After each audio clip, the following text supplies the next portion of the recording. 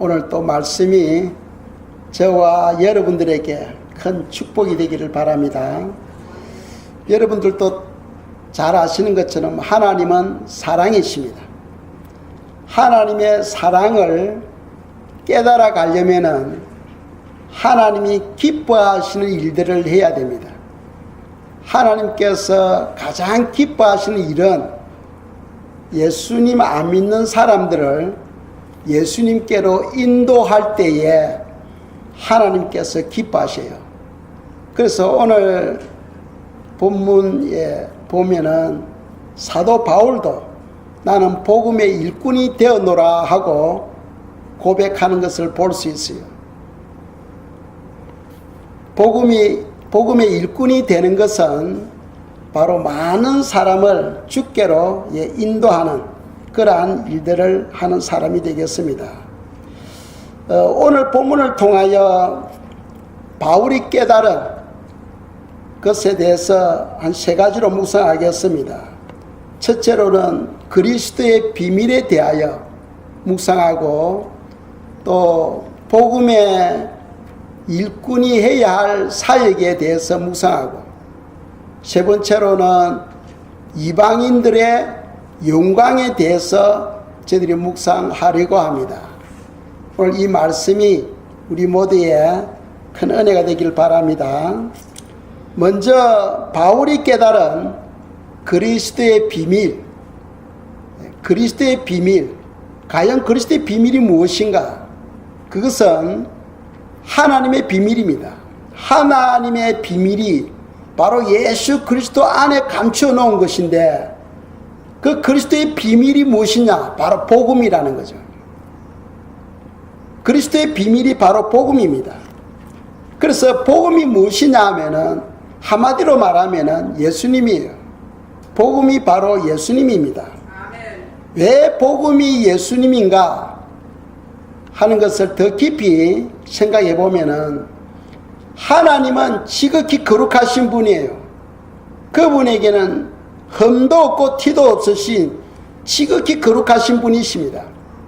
그런데 우리 인간은 로마서 3장에서 말씀하죠. 모든 사람이 다 죄인이라는 거예요. 그래서 죄인은 거룩하신 하나님께 나아갈 수가 없어요. 하나님께 못 나간다는 것은 결국 소망이 없다는 거죠. 그리고 죽고 난 다음에 유황불못에 들어가게 됩니다. 그러니까 인간은 소망이 없어요. 소망이 없는 인간에게 사랑의 하나님께서 구원받는 길을 준비해 주신 거예요. 그것이 무엇이냐? 바로 하나님이 사람으로 오신 거죠. 그리고 십자가를 통하여 우리의 죄 문제를 해결해 주신 겁니다. 누구든지 예수님을 구원자로 믿으면 구원을 받고 하나님의 자녀가 되는 거예요. 이 엄청난 영광이죠. 엄청난 축복입니다. 죄 문제를 해결받고 구원을 받는 유일한 길은 오직 예수님밖에 없습니다. 믿습니까? 그러니까 세상의 어떤 권세로도 구원을 받을 수 없어요. 세상의 어떤 종교로도 구원을 받을 수 없습니다. 왜? 종교 안에는 생명이 없지요. 그리고 선행으로도 구원을 받을 수 없어요. 우리 죄인은 아무리 착하게 살려고 해도 착하게 살지 못한다고 성경 가르치기 때문입니다. 그런데 예수님을 믿으면 다 천국 갈 수 있는 거죠. 믿습니까? 예수님을 믿으면 다 천국 갑니다. 그것이 바로 복음이라는 거예요. 그것이 바로 하나님의 비밀, 예수 그리스도의 비밀이라는 겁니다. 두 번째로 우리가 묵상할 것은, 바울은 복음의 일꾼이 되었다 하고 말씀하고 있습니다. 에베소서 3장 7절입니다. 읽겠습니다. 이 복음을 위하여 그의 능력이 역사하시는 대로 내게 주신 하나님의 은혜의 선물을 따라 내가 일꾼이 되었노라. 아멘. 사도 바울이 자기는 복음의 일꾼이 되었다 하고 소개하고 있지요. 이 말씀은 우리도 복음의 일꾼이 되어야 된다는 거예요. 우리도 복음의 일꾼. 왜? 우리가 복음의 일꾼이 될 때에 하나님께서 기뻐하시기 때문입니다. 불신자 한 사람이 예수님을 만나고 구원을 받을 때에 하늘나라에서는 잔치가 벌어진댔지요. 그만큼 불신자가 예수님 믿고 구원받는 것을 하나님은 엄청나게 기뻐하셔. 그래서 하나님의 기쁨을 위해서 우리 모두는 복음의 일꾼이 되어야 됩니다. 왜냐하면 하나님께 기쁨이요 또 우리 모두의 영광이 되기 때문이에요. 그래서 우리는 복음을 위해서 기도하고 또 복음을 위해서 하나님께 영광을 올려드려야 되겠습니다. 자, 복음의 일꾼이 해야 할 사역이 무엇인가? 자, 우리가 복음의 일꾼이 되기를 원한다면은 복음의 일꾼이 해야 할 사역을 우리가 알고 있어야 되겠죠. 내가 알아야 그 일을 할 수 있어요. 그러니까 오늘 본문은 그것에 관해서 우리에게 말씀하고 있습니다. 에베소서 3장 8절 말씀입니다. 읽겠어요. 모든 성도 중에 지극히 작은 자보다 더 작은 아에게 이 은혜를 주신 것은 청량할 수 없는 그리스도의 풍성함을 이방인에게 전하게 하시고 아멘. 이 복음의 일꾼이 되려면은 먼저 그리스도의 풍성함을 사람들에게 증거해야 된다는 거죠.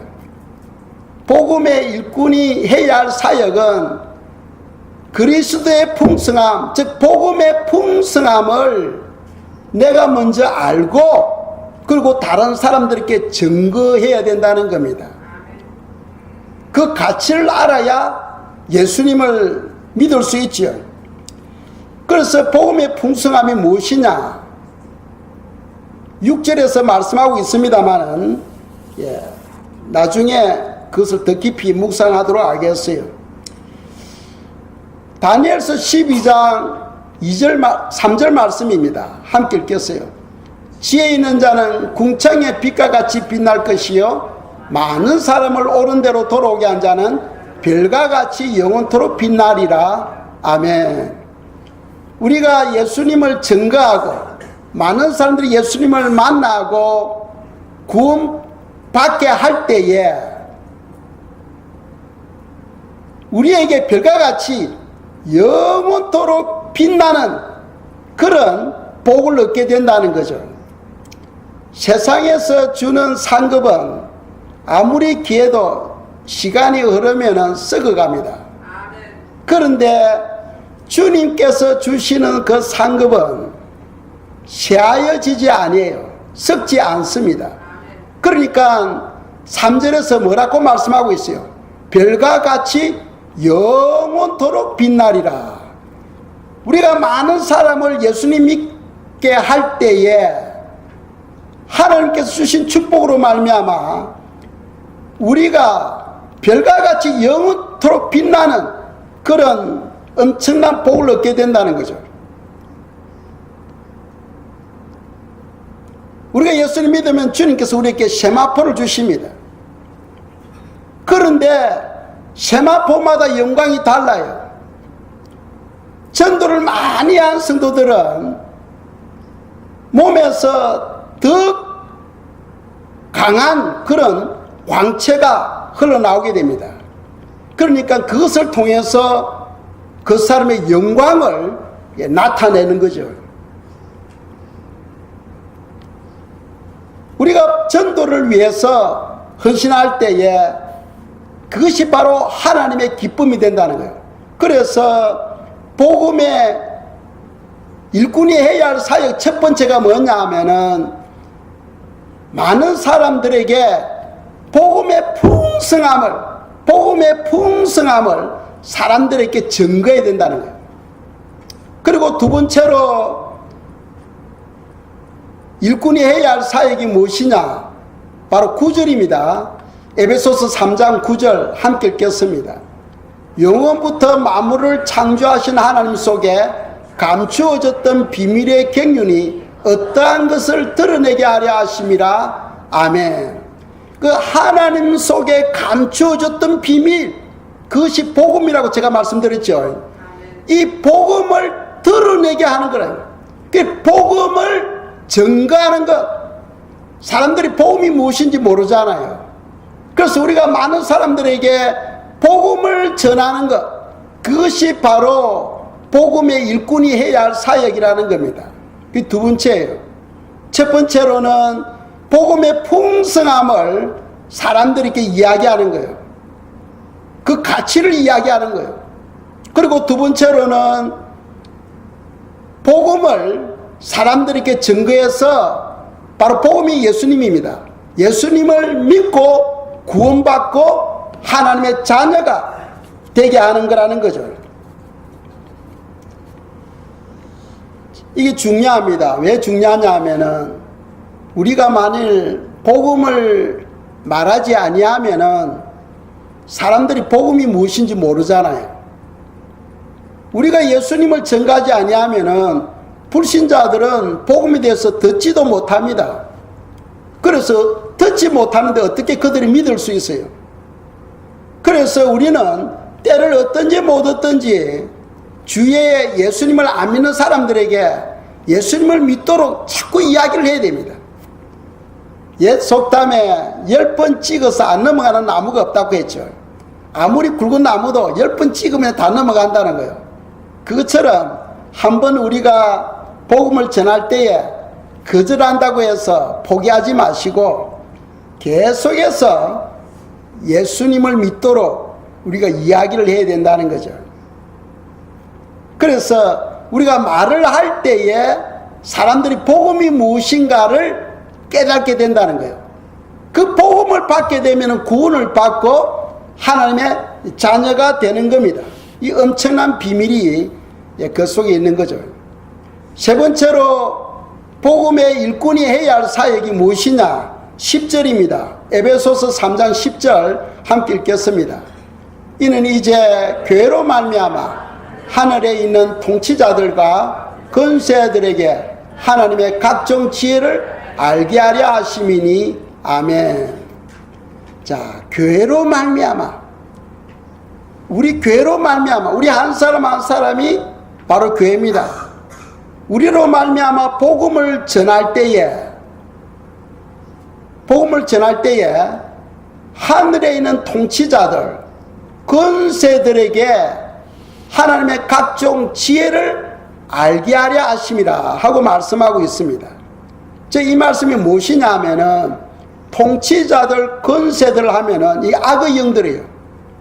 악의 영들이 왜 하나님을 대적해서 반란을 일으켰습니까? 본래 그들은 하나님이 창조한 천사들이었어요.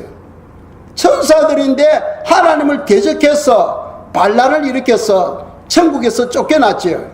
그래서 그들이 바로 사단이요, 마귀요, 악한 영들이 된 겁니다. 왜 그들이 하나님을 대적했습니까? 자, 보세요. 하나님의 성품을 그게 두 가지로 이야기할 수 있어요. 동전이 있으면 앞면과 뒷면이 있지요. 한쪽은 하나님의 사랑입니다. 한쪽은 하나님의 공의예요. 사랑 때문에 하나님은 천국을 만드셨고, 공의 때문에 하나님은 지옥을 만드셨어요. 그래서 우리는 하나님은 사랑이시다는 걸 다 알고 있어. 그런데 하나님의 공의에 관해서는 사람들이 잘 몰라. 하나님은 공의의 하나님이시기 때문에 우리는 하나님을 두려워하며 하나님을 무서워해야 됩니다. 중요해요. 오늘날 성도님들이요, 하나님을 두려워하지 않기 때문에 영적 변화가 일어나질 않아요. 영적 성장이 없어 열매가 없습니다. 성경에 보면은 하나님을 어떻게 두려워했는가? 하나님을 경외하는 사람들을 주님은 찾아다니십니다. 전도서 12장 13절에 보시면은 하나님을 경외하는 것이 사람의 본분이라고 되어 있어요. 그러니까 사람이라면 누구든지 다 하나님을 경외해야 되는 거죠. 경외한다는 것은 영어로 fear the Lord, 하나님을 두려워하라는 거예요. 구약의 이스라엘의 초대 왕과 둘째 왕 사울과 다윗을 비교해 보면은 사울이 아말렉 족속과 싸움할 때에 하나님께서는 사무엘을 통하여 지시하죠. 생명 있는 모든 영혼들은 사람이든 짐승이든 다 죽이라고 되어 있어요. 그런데 사울 왕이 사람은 죽였는데 살찐 짐승들, 소, 살찐 양들은 죽이지 않고 끌고 왔어요. 그래서 사무엘이 이야기합니다. 아니 이것들이 무엇이냐 하니까 살이 쪄서 하나님께 제사를 드리기 위해서 이들을 안 죽이고 끌고 왔다는 거예요. 그런데 하나님의 명령은 뭐였습니까? 다 죽여라 하고 명령을 내렸는데 사울 왕은 그것들을 죽이지 않고 끌고 온 거예요. 왜 끌고 왔느냐? 하나님께 제사를 드리기 위해서 끌고 왔다는 거예요. 그래서 사무엘이 이야기하죠. 하나님은 제사를 원하지 않고 순종을 원한다는 거예요. 순종을. 하나님은 제사보다 순종을 더 원하신다는 겁니다.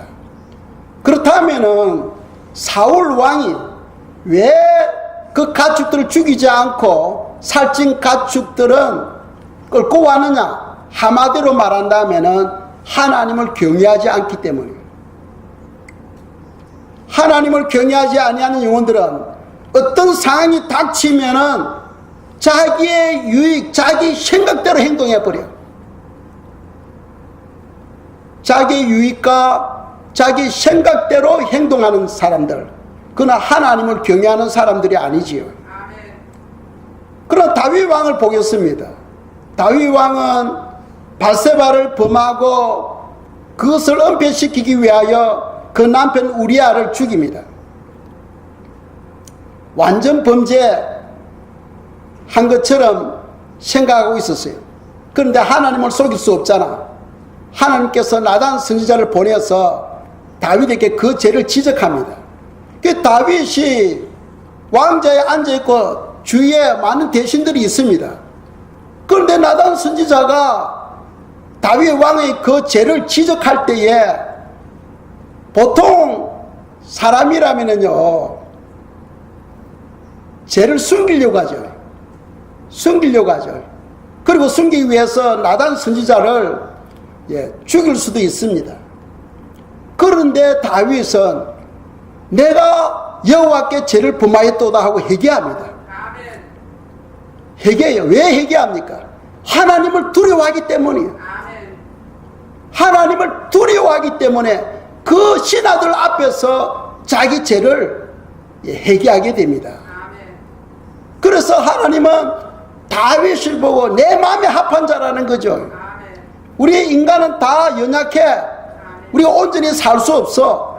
문제는 하나님 앞에 내 그 마음을 진실히 토해낼 때에 하나님은 그것을 기뻐하신다는 거예요. 사사기에 보면은 입다라는 사람이 나옵니다. 입다가 하나님께 기도해요. 주여, 아몬 족속들이 우리를 공격했는데 나로 하여금 아몬 족속들을 죽이고 승리하여 내가 돌아오게 해주시면은 내 집에서 제일 먼저 나오는 나를 환영하는 사람을 번제로 드리겠습니다 하고 하나님께 서원을 해요. 그래서 입다가 아몬 족속과 전쟁에서 승리하게 됩니다. 그래서 집으로 오는데 자기 집에서 무남 동녀 딸밖에 없는 거예요. 그 딸이 속옷치고 춤추면서 집에서 나와 아버지를 영접하는 거예요.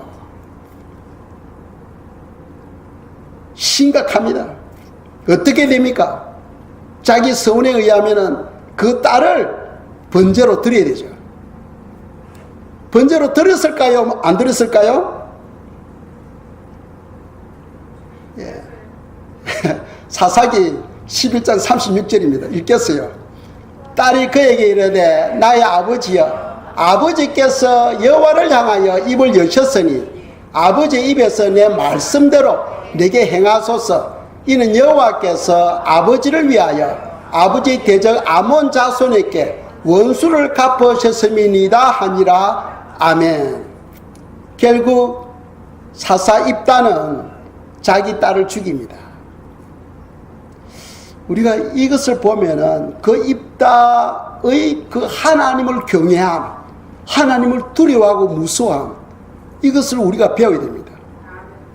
그 입다와 그 딸도 아버지 살려주세요, 나는 죽기 싫어요, 이렇게 하지 않고 아버지께서 여호와께 말씀하셨으니 그 말씀대로 행하소서 하고 이야기를 합니다. 대단한 믿음입니다. 대단한 믿음이에요. 하나님은 오늘날에도 하나님을 두려워하고 하나님을 무서워하는 사람을 찾고 있다는 거죠. 누구든지 다 하나님은 사랑이시라, 사랑의 하나님은 다 알고 있어. 그런데 오늘날 하나님을 두려워하는 영혼들이 없어. 우리가 신약 시대에 보면은 고넬료가 소개되고 있습니다. 고넬료는 이방인이에요. 그런데 이방인을 구원하기 위해서 하나님은 베드로를 보내죠. 그 집에 베드로를 보냅니다. 왜 베드로를 보내서 그 가족, 그 친척들이 다 구원을 받게 하느냐? 성경에 보면은 고넬료는 하나님을 경외하는 자였다고 소개하고 있어요. 하나님을 경외하는 자였다. 물론 구제도 하고 기도도 했지만은 첫 번째로 하나님을 경외하는 자였다.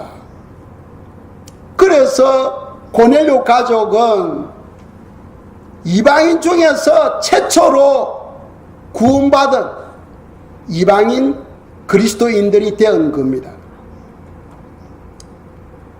사랑하는 성도님 여러분, 여러분들 얼마만큼 하나님을 두려워하며 살아가고 있어요? 우리가 하나님께 대한 약속, 하나님을 섬길 때에 하나님을 두려워함이 없어. 하나님은요, 여러분들과 함께하고 계십니다. 믿습니까? 하나님은 여러분들과 함께하고 계셔. 그러니까 하나님을 경외하는 사람들은요, 마음의 생각이 바뀌어. 입에서 나오는 말투가 바뀌게 되어 있어요. 행동에 변화가 일어나게 되어 있습니다. 그런 사람들에게 아름다운 변화가 일어나고 열매가 맺어져요. 그런데 오늘날 그리스도인들은 하나님을 두려워함이 없다는 거죠. 그러니까 변화도 없어요. 신앙생활 10년, 20년, 30년이 돼도 똑같아요. 똑같아. 우리가 주님 앞에 섰을 때에 다 평가를 받겠죠. 하나님을 경외하는 것은 사람의 본분이다. 우리 등대교회 성도님들은 하나님을 두려워하는 성도님들이 되시기를 축복합니다. 자, 세 번째로 복음의 일꾼이 된 것이, 사도 바울이 복음의 일꾼이 된 것이 이방인들에게 영광이 되었다는 거예요. 영광이 되었다. 왜 영광이 되었느냐? 조금 전에 우리가 복음의 그 풍성함을 전해야 된다 했어요. 복음의 풍성함. 그 풍성함이 무엇이냐 하는 것을 우리가 한번 묵상하도록 하겠습니다. 에베소 3장 13절입니다. 읽겠어요. 그러므로 너희에게 구하노니 너희를 위한 나의 여러 환난에 대하여 낙심하지 말라. 이는 너희의 영광이니라. 아멘. 지금 에베소에 사도 바울이 서신을 보내서 지금 사도 바울이 어디에 있습니까? 어디에 있어요? 로마 감옥에 있죠. 그 3장 1절에서 말씀하고 있지 않습니까? 3장 1절에 보면은 갇힌 자 된 나 바울하고 이야기하고 있어요. 지금 로마 감옥에 바울이 갇혀 있으면서 에베소 교회, 이방 교회에 편지를 보낸 거예요. 그렇다면 지금 바울이 갇혀 있는 거, 지금 환난 중에 있어요. 그것이 바로 여러분들에게, 이방인들에게 큰 영광이 되었다는 겁니다. 복음을 전함으로 말미암아 그들의 예수님을 영접하고 하나님의 자녀가 되고 전도의 그 복음의 풍성함을 누릴 수 있는 그런 엄청난 복을 받게 된 거죠. 그것이 바로 너희들에게 영광이라는 거예요. 그렇다면 구체적으로 우리가 묵상하겠어요. 에베소서 3장 6절입니다. 함께 읽겠어요. 이는 이방인들이 복음으로 말미암아 그리스도 예수 안에서 함께 상속자가 되고 함께 지체가 되고 함께 약속에 참여하는 자가 됨이라. 아멘. 자, 말씀을 보시기 바랍니다. 이는 이방인들이 복음으로 말미암아 그리스도 예수 안에서 함께 상속자가 되고 합니다. 누구와 함께입니까? 유대인들과 함께. 보통 사람들은 생각할 때 유대인들은 하나님의 친백성이고 우리는 이방인들이니까 뭔가 모르게 유대인과 우리는 차별이 있다고 생각하는 사람들이 많아. 그런데 예수 그리스도 안에서는 유대인이나 이방인이 차별이 없다 하는 것을 믿으시기 바랍니다. 이해가시죠? 그래서 첫 번째로 함께 상속자가 되었다는 거예요. 예수 안에서 유대인들과 함께 상속자가 되었다. 우리가 보통 재물이 있으면 누구에게 상속해요? 자녀들에게 상속하잖아. 즉 무슨 말이냐면은 우리들도 하나님의 자녀가 되었다는 겁니다. 자녀로서의 그 영광, 그 축복을 유대인들과 동일하게 누릴 수 있게 되었다는 거죠. 이게 엄청난 축복 아니겠습니까? 엄청난 축복입니다. 하나님의 상속자가 되었다. 유대인들과 함께 하나님의 상속자, 즉 상속자란 것은 아버님이, 하나님 아버지가 누리는 그 영광을 그 자녀들도 누릴 수 있게 되었다는 거예요. 우리는 본래 피조물이지 않습니까? 하나님으로부터 창조된 피조물입니다. 이 피조물이 무슨 소망이 있겠어요? 그런데 예수님 때문에 유대인들과 함께 상속자가 되었다는 거예요. 상속자, 하나님의 상속자가 되었다. 하나님이 누리는 그 엄청난 영광을 우리도 함께 누리게 되었다는 겁니다. 이 엄청난 풍성함이지요. 이것이 바로 이방인들에게 영광이 되었다는 겁니다. 또 두 번째로 보세요. 함께 지체가 되고 합니다. 함께 지체가 되고. 예수 안에서 유대인들과 함께 지체가 되었다는 것. 지체가 되었다는 것은 한 몸이 되었다는 겁니다. 유대인들이나 이방인들이 이제 구별이 없다는 거예요. 누구 안에서? 예수 안에서.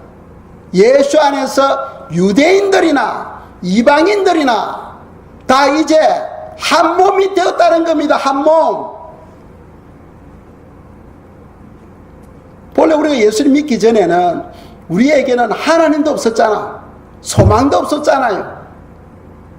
죽고 난 다음에 다 불못으로 들어갈 영혼들입니다. 그런데 예수님 때문에, 예수님을 믿음으로 우리가 제 문제가 해결받게 되고 하나님의 자녀가 되는 엄청난 권세를 갖게 된 거죠. 그래서 유대인들과 함께 지체가 되었다는 거예요. 세 번째는 뭡니까? 함께 약속에 참여하는 자가 됨이라.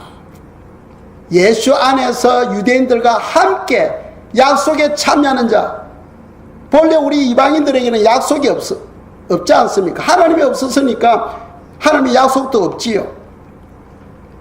그런데 예수님을 믿음으로 말미암아 우리가 이제 약속에 참여하는 자가 되었다. 예전에 예수님 믿기 전에는 하나님께서 아브라함에게 주신 그 놀라운 축복, 우리하고는 상관이 없었어. 그런데 아브라함에게 주신 그 모든 약속이 바로 우리에게도 믿음으로 받을 때 바로 우리의 것이 된다는 거예요. 또 성경에 보면은 많은 약속들이 있어. 예전에는 그 약속들은 우리하고 상관이 없었어.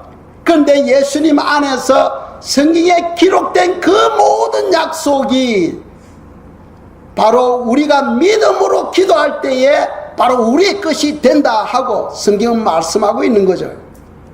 그러니까 우리도 유대인들과 함께 약속에 참여하는 자가 되었다. 엄청난 축복입니다. 이런 풍성함을 이방인들에게, 아직도 예수님을 믿지 않는 영혼들에게 이야기하라는 거예요. 그 풍성함 세 가지를 말씀하고 있습니다. 첫째로는 함께 상속자가 되고, 함께 지체가 되고, 함께 약속에 참여하는 자가 되었다. 이 엄청난 축복을, 그 풍성함을 사람들에게 증거하라는 거죠. 그래서 그들로 하여금 예수님 믿도록 하라는 거예요. 그것 때문에 사도 바울은 나는 복음의 일꾼이 되었다 하고 고백하는 겁니다. 왜? 그것이 하나님의 기쁨이기 때문이에요. 우리 덕덕에 사랑하는 성도님 여러분, 저와 여러분들은 복음의 일꾼이 되어야 됩니다. 복음의 일꾼이 되어야 돼요. 왜? 그것이 바로 하나님의 기쁨이기 때문이에요. 또 우리 모두에게 영광이 되기 때문이에요.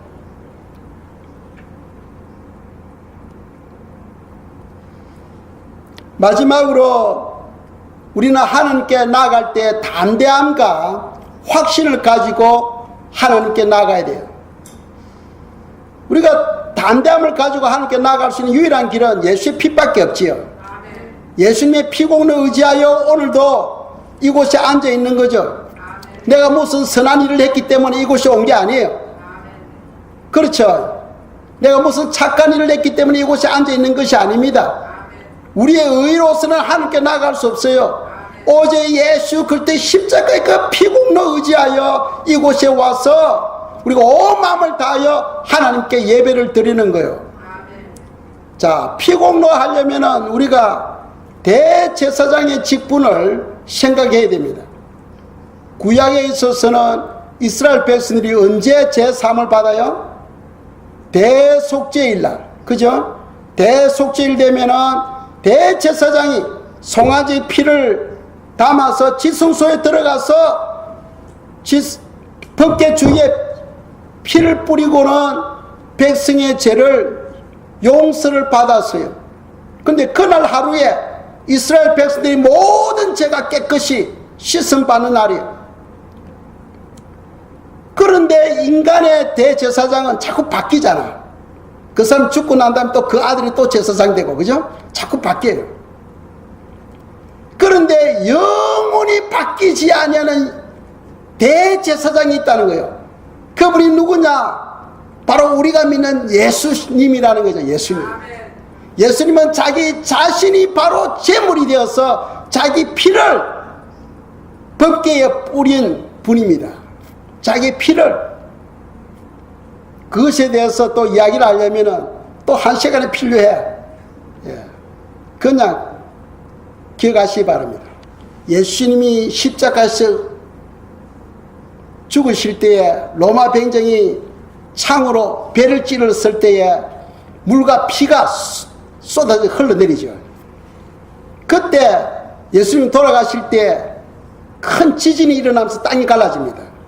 그 땅이 갈라진 틈을 통해서 예수님의 피가 그 밑에 숨겨진 법궤에 뿌려지게 되는 거예요. 그 바로 예레미야 선지자의 무덤이죠. 예레미야 선지자 무덤 다른 은밀한 곳에 법궤가 숨겨져 있었는데 그 바로 법궤 위에 바로 예수님이 십자가에 못 박히신 곳이에요. 하나님은 참 오묘 막혀가신 분입니다. 그분은 무엇이든지 할 수 있어. 어떻게 예수님의 피를 법궤에 뿌릴 수 있어요? 엄청난 놀라운 역사입니다. 그래서 예수님이 자기 자신이 제물이 되어서 대제사장이 되어서 누구든지 예수님을 믿으면 제사함을 받고 하나님의 자녀가 되는 권세를 얻게 되는 거죠.